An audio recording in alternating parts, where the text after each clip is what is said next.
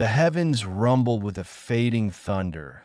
The sound of Elisha stood alone in the swirling dust. At his feet lay the rough, heavy mantle of Elijah. He remembered his own bold request.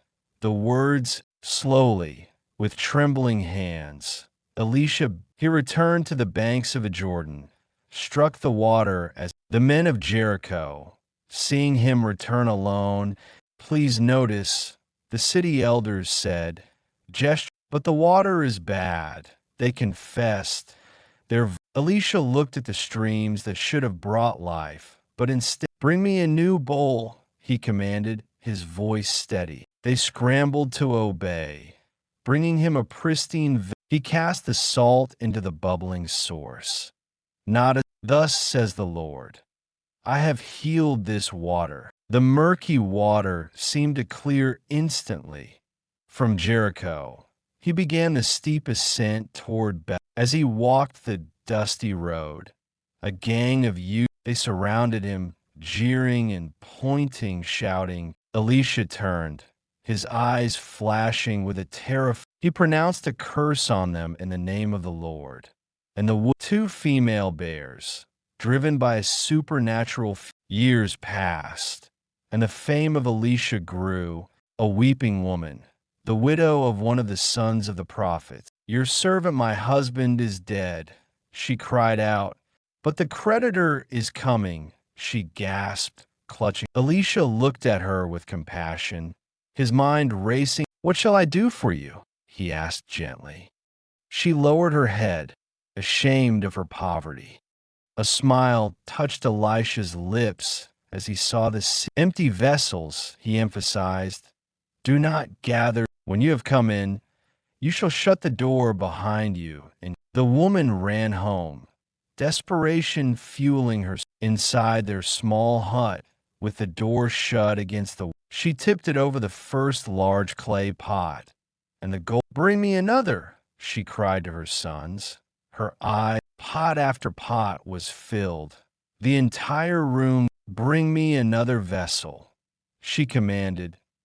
There is not another vessel, her son replied.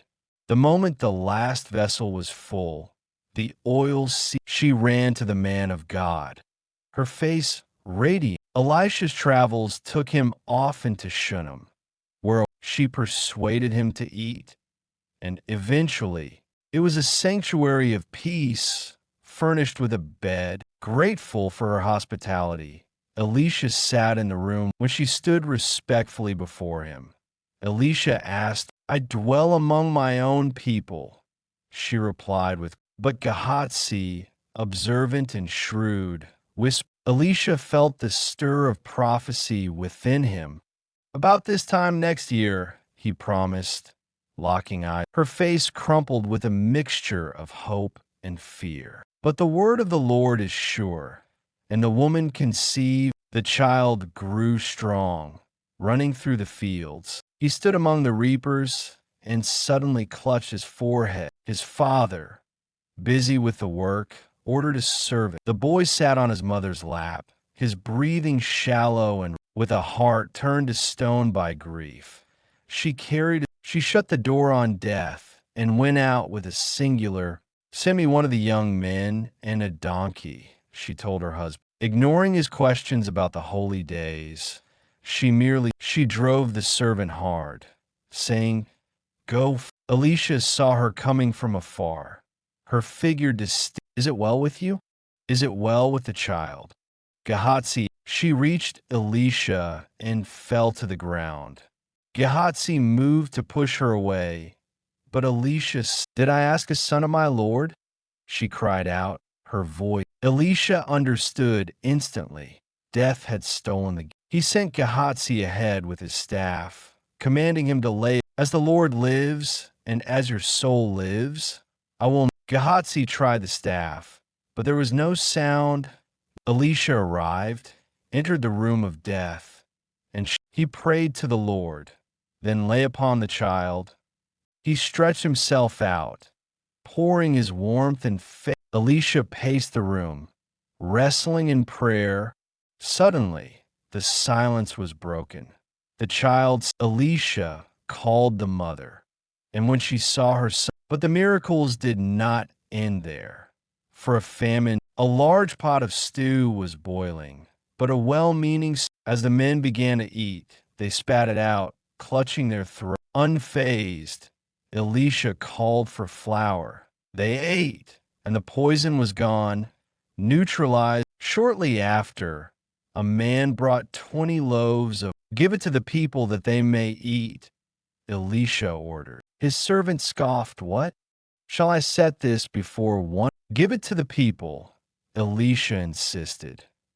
And just as spoken, the bread multiplied far to the north in the hostile land of Syria. But beneath his polished armor and fine robes, a young girl, a captive from Israel who served Naaman. "If only my master were with the prophet who is in Samaria." Desperate for hope, Naaman took this word to the king. The king of Israel read the letter and tore his clothes in pain. When Elisha heard of the king's distress, he sent a message. Naaman arrived with his horses and chariots, expecting a grand reception. Naaman was insulted. Naaman flew into a rage, his pride wounded. "Are not the rivers of Damascus better than all the waters?" But his servants, wiser in that moment than their master. "My father, if the prophet had told you to do something." Humbled, Naaman went down to the muddy Jordan River. By the 7th time, he rose from the water and is overwhelmed with gratitude. He returned to Elisha. He tried to press gold and silver upon Elisha.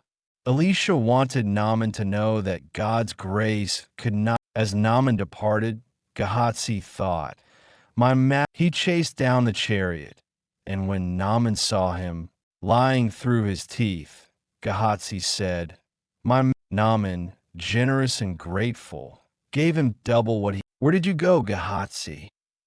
Elisha asked. Your servant did not go anywhere," Gehazi replied. Elisha's voice dropped, heavy with judgment. "Is it time to receive money and clothing?" Elisha, "Therefore the leprosy of Naaman shall cling to you." And Gehazi went out from his presence leprous. Elisha's life continued to be marked by wonders. Even in death, his bones held such power that a dead man. Thus, the double portion of the Spirit rested upon